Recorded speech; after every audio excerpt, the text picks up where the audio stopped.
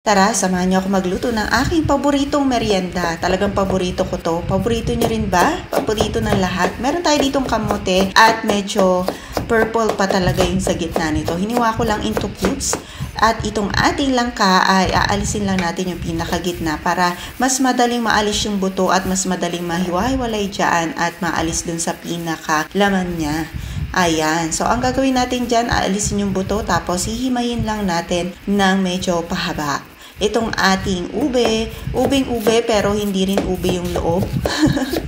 Talaga namang, ayan lang yung available dito sa ating palengke. Pagdating naman dito sa ating saba, medyo hinog na to, hindi yung hilaw na hilaw. Ang gagawin lang natin dyan ay babalatan lang natin. Nasa sa inyo na pala kung gaano karaming ingredients. At syempre, nasa sa inyo na kung gaano karami yung lulutuin nyo at kung gaano karami ang palagay mo, mauubos nyo.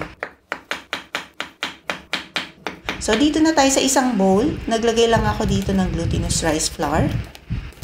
Nilagyan ko lang ng tubig paunti-unti para naman hindi ito mabigla. So, nakadepende sa glutinous rice flour no, kung gaano karaming tubig ang absorption nito. Kasi napansin ko kapag medyo luma na yung glutinous rice flour, ay mas matakaw ito or mas malakas ito sa tubig.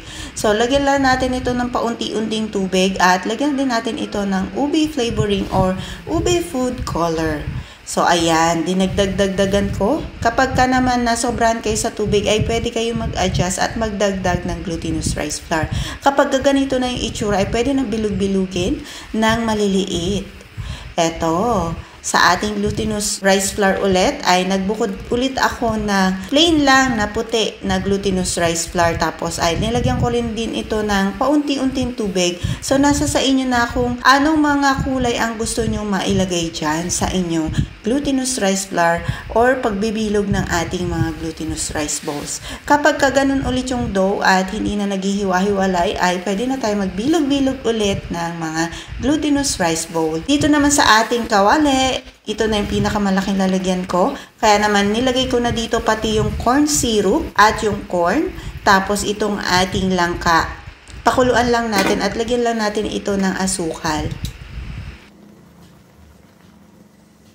Halu-haluin natin hanggang sa matunaw yung asukal. Inuna ko talaga yung langka para gusto ko ay madurog-durog ito. Nilagay ko na yung mga hiniwa-hiwa nating gabi, kamote, itong ube at naglagay ako ng 2 lata ng gata. Pwede rin kayong gumamit ng gata na kinakayod na at ipapapigalan sa palengke.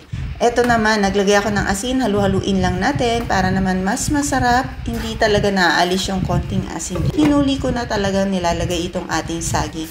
Kasi ayokong ma-overcook. Pagka sa una ko talaga nilalagay yung saging, may nalalasahan kasi talaga ako na medyo maasim-maasim.